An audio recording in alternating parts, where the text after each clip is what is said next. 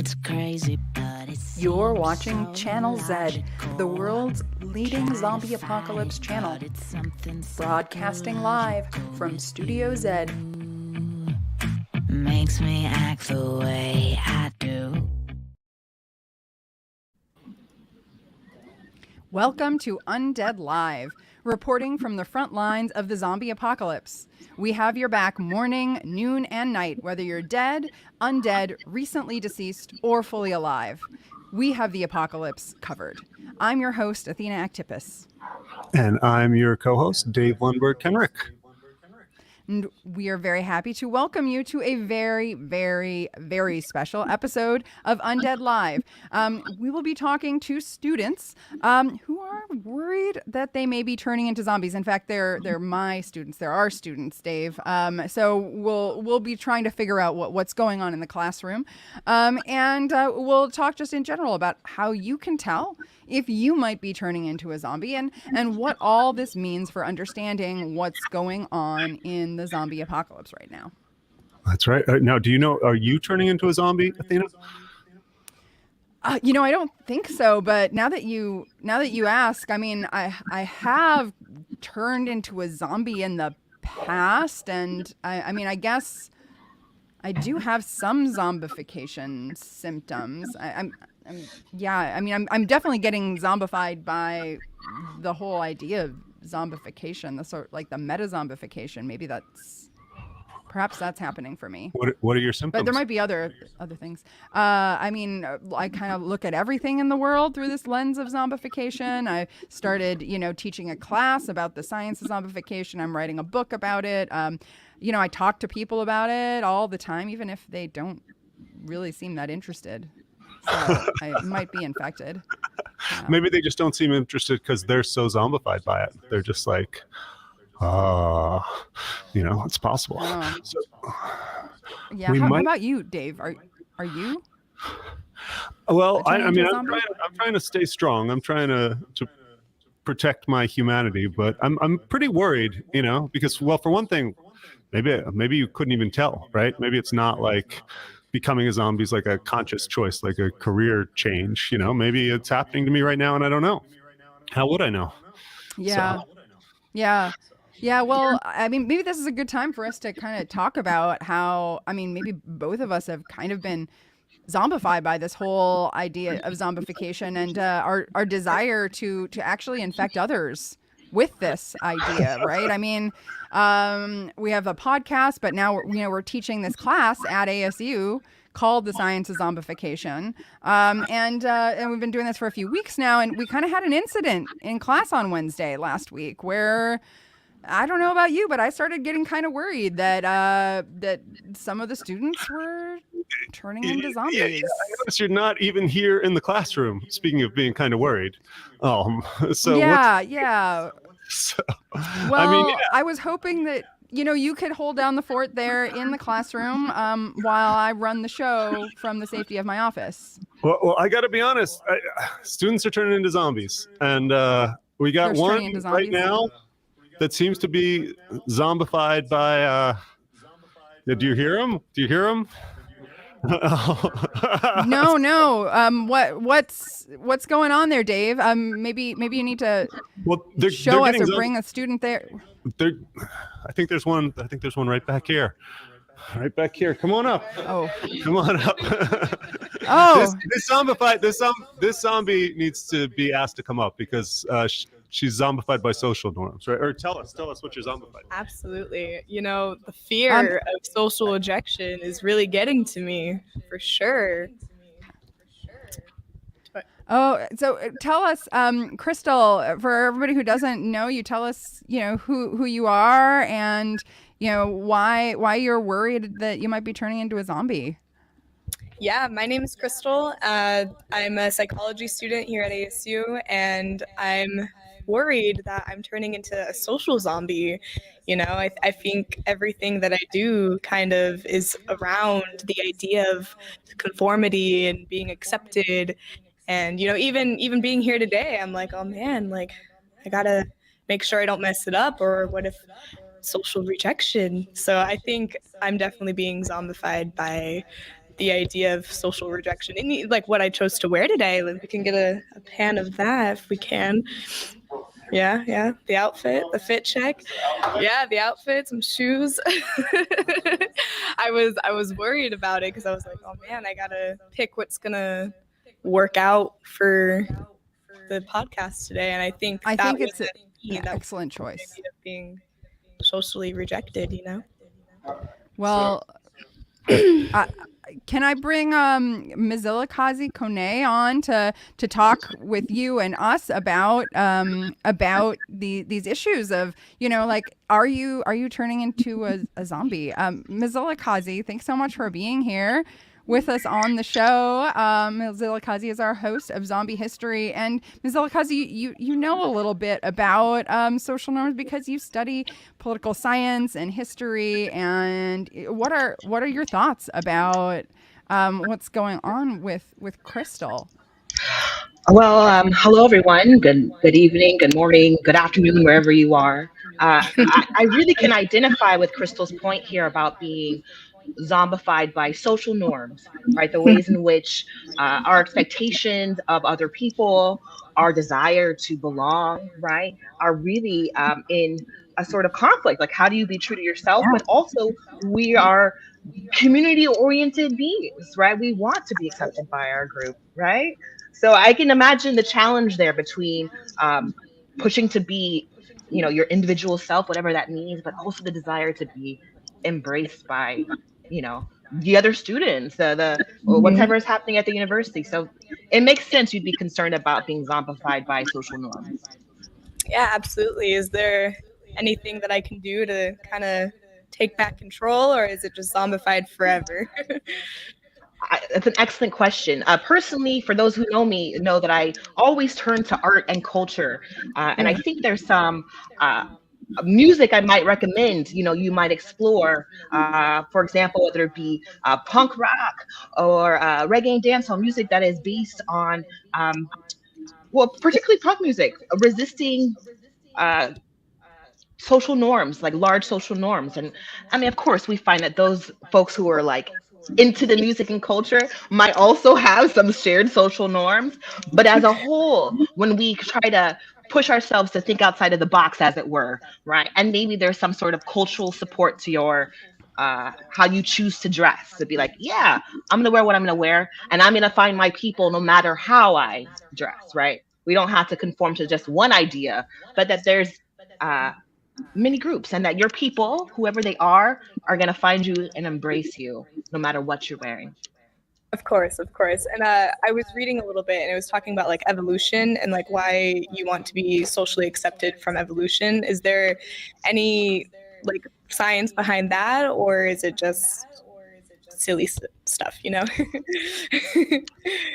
I could jump in that's about not really that. Yeah, please go ahead. Yeah, absolutely. So, when you look at what it was like for our ancestors, we were living in small groups where you really had to get along with the people in your group. Otherwise, you had to either find another group or be out on your own. And being out on your own is not really an option if you consider like what life was like for our ancestors. So having like a deep fear of social rejection, it makes a lot of evolutionary sense because we couldn't really survive without others. And, even today, like we sort of think we can survive without others, but we're all embedded in these networks where we're actually really dependent on people. It's just like through a lot of market transactions that are less personal. So like you could still like be socially rejected and survive, if that makes you feel any better. Yeah, it does. Okay, thank you. That makes so much more sense now. All right. I think we have another. Okay. Great. Who's our next zombie there? So we've got Brett here. Brett. Hi, my name is Brett, and I'm a psychology student here at ASU, and I feel like I'm being zombified by the government, and I feel like they're turning people into zombies. Tell us a little bit more about like what's happening to you, or what do you see happening to others that, you know, are getting zombified? Like, do you think this is a zombie apocalypse that's happening right now? Is it happening to you too? It is happening to me too. And I think that the government is really like controlling people and dividing them into like different parties, and just like dividing people as a whole so that they fight amongst each other instead of focusing on broader issues and reform as a total. I mean, excellent points there. I mean, as a political scientist, I can really, I'm really hearing what you're saying about the way in which government can separate us, right? We might think of this in a political concept, the idea of creating political factions. Right? And factions are separate groups of folks. I mean, it's like these people are going to organize over here and these people are going to organize over there. And I think what your point is really highlighting, particularly if we think about political parties, is the ways in which parties can create factions amongst people, right? Such that there's more of a like conflict in between groups rather than us, collaborating on the survival of our species, or like social programs that help folks. That fighting becomes our focus, which makes it difficult to actually create some positive solutions.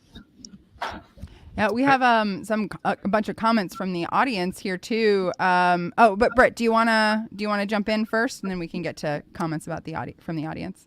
Yeah, I just wanted to add on that it also it ties into like economics and like how capitalism is working right now. And like if you go on social media, you'll see like tons of people glorifying working like 60, 70, even 80 hours a week, and constantly like working themselves to death and not really focusing on life as a whole. And I think that like working in economics also zombifies people like just as much as the government, because it puts us into like this perpetual like grind mode where we like can't stop it, like working until we die.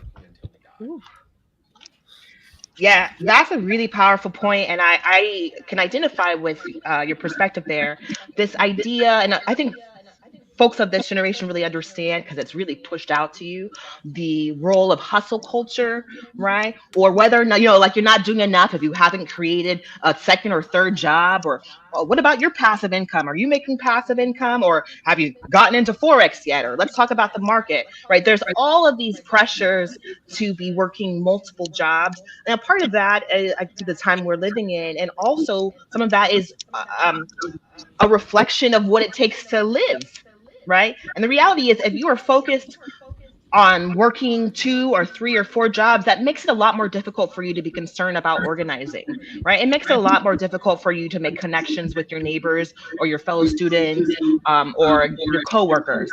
Right. So if you're so focused on, I need to make enough money, right, it really takes your attention away from often even envisioning a better world. Right. Which to the earlier concern, since we are not, individuals changing the world, we are communities that do that. If you're so focused on gotta get a second job, third job, fourth job, then of course you won't have enough time to do any organizing, right? So capitalism, which I think is what you're noting there, is absolutely a zombifying force.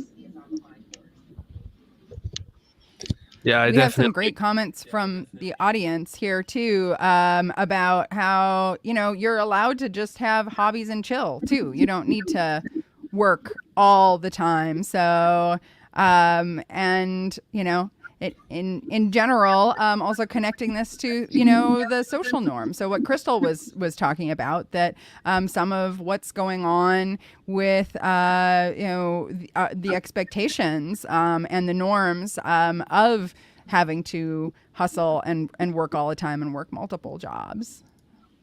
Absolutely. Yeah. They go hand in hand. Yeah. Well, thank you. And good luck. We have one more. We have another zombie who's just jumping up and down with either excitement or some sort of overload of too much of something. Oh my! It's caffeine. Caffeine. Yes. Kiana, tell everybody who you are and why you're worried that you're turning into a zombie.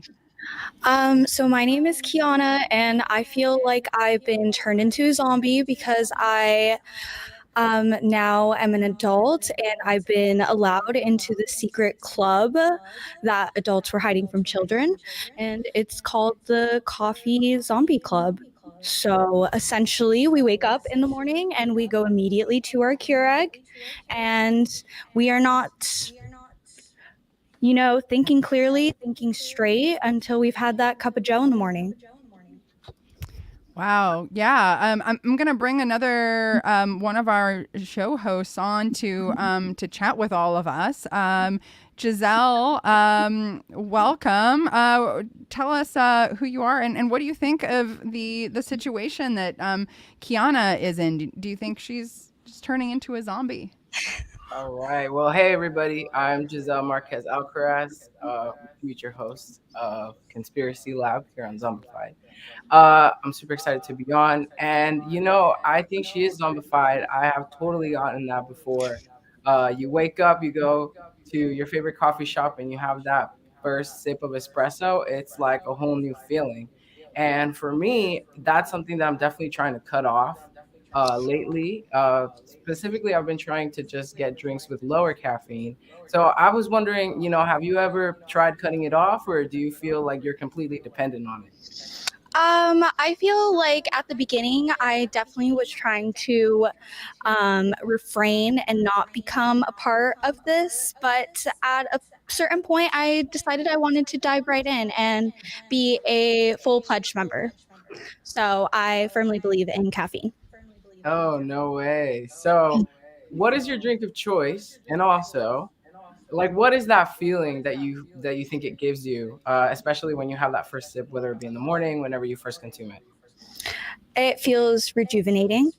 And my cup of choice would probably be, honestly, I don't discriminate at this point. So I could not tell you a favorite. Anything. How about the rest of you, all of you in the audience? What's your favorite way of zombifying yourself with caffeine? And Mzilikazi, how about you?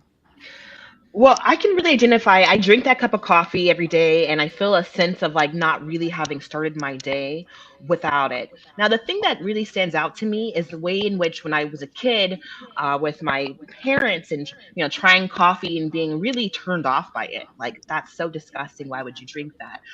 So there's some ways in which coffee also seems like an entrance into adulthood. Like all of a sudden, like, oh, this like bean juice, I feel something from it. Sometimes I'm not even sure if I do. Exactly. That rite of passage sense of, yeah, I don't know. Now my palate can take this, deep flavor. I think it's doing something, but it may just be the ritual of doing it, right? So it's a combination of, I know I'm starting my day if I have my cup of coffee, and without it, who am I even really human? Correct. So do you feel It's a wonderful mindset. do you feel any consequences because of this caffeine zombification? Because for me, I felt it in my wallet, and that's what made me try to cut it off a little bit. We also may be zombified by just swiping. So that's a whole other story in itself. So no, I don't feel zombified by the money aspect yet. Listen, you got to make that cup of coffee at home. It's a whole different ritual when you don't have to pay $5 or $6 for it each time, and you could just make the best cup of coffee wherever you are. It's like $7 or $8 now. Like, it's so much money. You better get you an AirPress. So I am zombified by the ritual of like going to a coffee shop. I love that feeling of like, getting the coffee. I don't like that it's overpriced, but I like getting it and it's like really hot, and I sit down and I always like get it in a Furhier cup because I like the cup to be like warm, and I don't know. I like all of that, and I like to sit, and I feel like there's something almost that like is a little bit de-zombifying about that ritual, where then I can like sit down and maybe stuff that was like blocking me from like doing something is like opened up. So I don't know for me if caffeine is a zombifier or a de-zombifier. Maybe it ties in with social norms and how the feeling of going to a public place and having that cup of coffee makes you almost like open your mind and feel socially accepted and like you're doing the right thing by going and getting your coffee.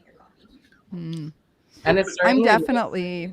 We're going to bring in our zombified social norms and our zombified. You can stay for 1 sec, because then we're finally going to bring our habits person in. But here, come on up, and everybody, come on, all of you guys, come on up, because I'm curious, because we've got our fourth zombie that's in the back, but then we've also got our social norm zombie and our capitalism zombie, which we've been talking about. So I just want to get your takes real quick, and then hear what the...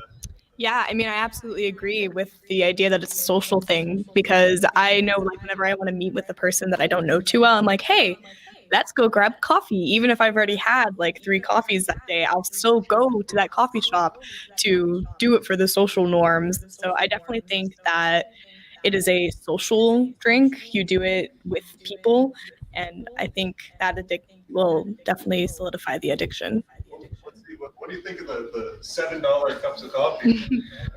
I think it's crazy. Every time my girlfriend goes and gets a coffee from Starbucks, they get like the most complicated drink you'd ever heard, and it's like $8, and it's just like insane. But I was just thinking about how it's like clever how they got all of society addicted to a drink that makes you sleep less and work more. You know, like that's all coffee does. It just makes you like better at working, more awake, that kind of thing, you know?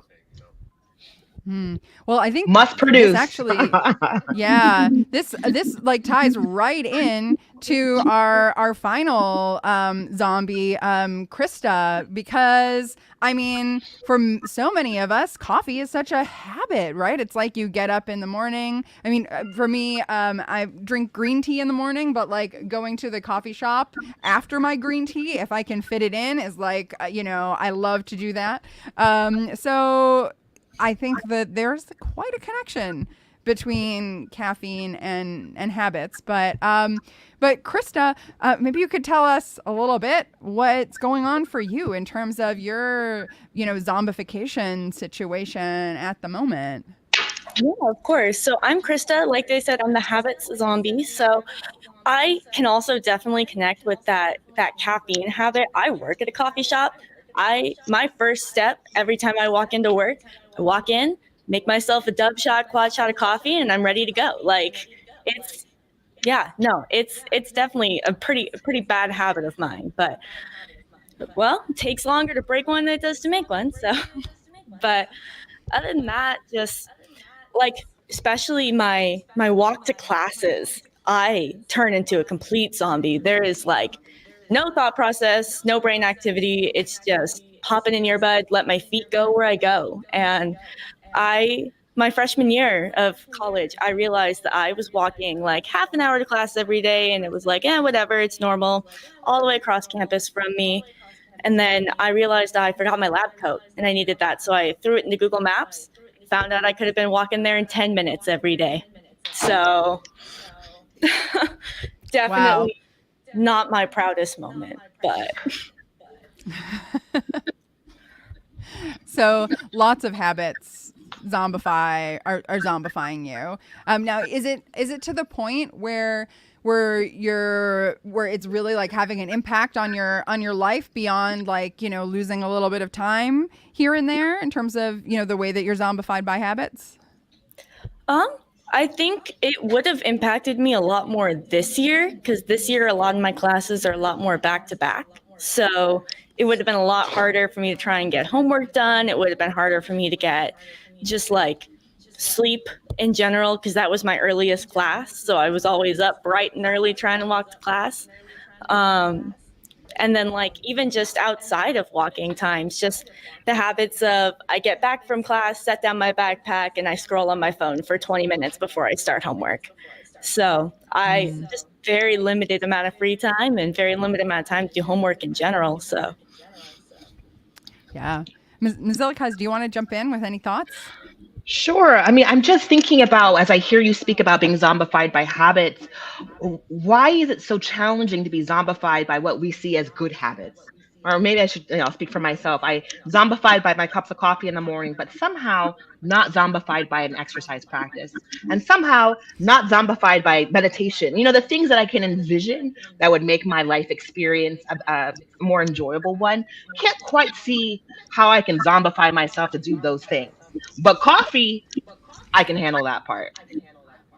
Yeah, no, I definitely see where you're coming from, because I am very much the same way. I tried to sit down, do meditation. I tried to sit down and do, like, I go to the gym on these days. I stick to this exercise program. And then I just stopped about 2 weeks in every time. It only lasts about 2 weeks. So honestly, that's a really good question. And to your point about being zombified by using the phone, I mean, I'm sure many folks have that same zombification where we are actively losing chunks of our lives, to our phones, right? 20 minutes here, 30 minutes there, an hour goes by, and you realize you've just been zombified by the scrolling of the screen, but not by writing that book. Mm-hmm. Yeah. I think it has to do with that instant gratification where you drink that coffee, you're instantly going to feel a little bit more awake. But meditation, that takes practice. That takes a while to feel effects. Same thing with exercise, you're not going to get a 6-pack in a day. So I think that's why it's so easy for us to become zombified by these habits that make us feel good in the moment, like scrolling through our phone or drinking coffee or whatever that small habit would be. Yeah, absolutely. Dave, I know you're there in the classroom. Do you have any thoughts that you wanna share with us, or an update just in general? How are things there in the classroom? Oh, I think it's spreading. I think are you guys feeling more or less zombified in general? Same. They said same. So I don't know what that means. Maybe we've got it under control. We've reached some sort of equilibrium here.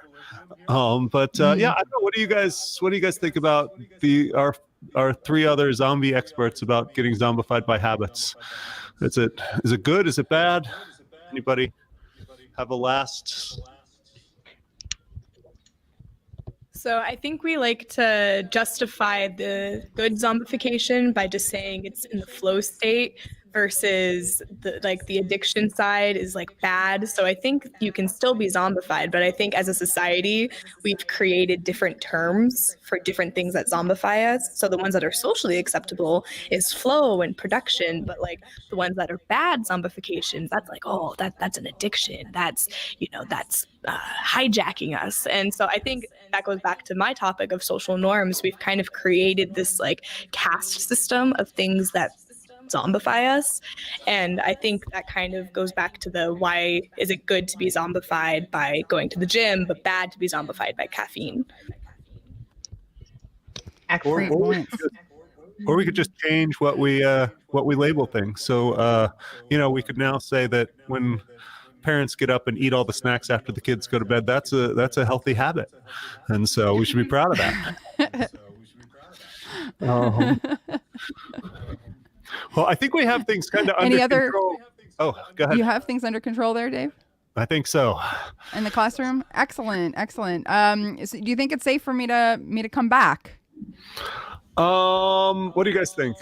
I don't know. How scared are you by social norms and capitalism?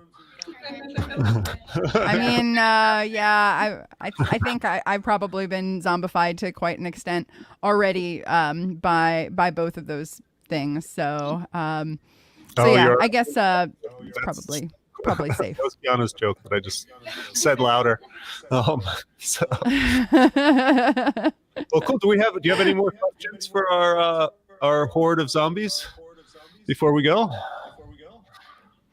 Mzilikazi or Gissel, any final thoughts, Mzilikazi? I could just keep thinking about your safety there, Dave. And at some point, I love students too, but I don't want them to zombify me.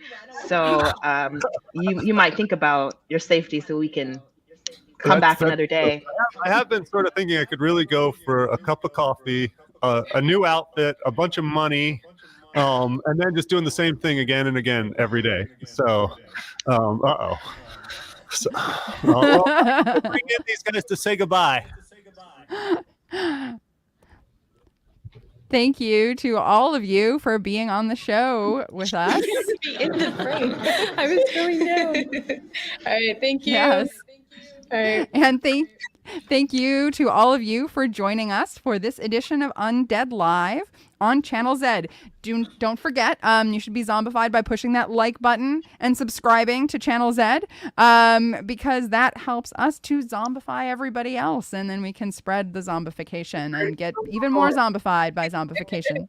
And remember, the best way to protect yourself and to protect your brains in the zombie apocalypse is to share them. So we'll see you next time here on Undead Live, where we have the apocalypse covered. Are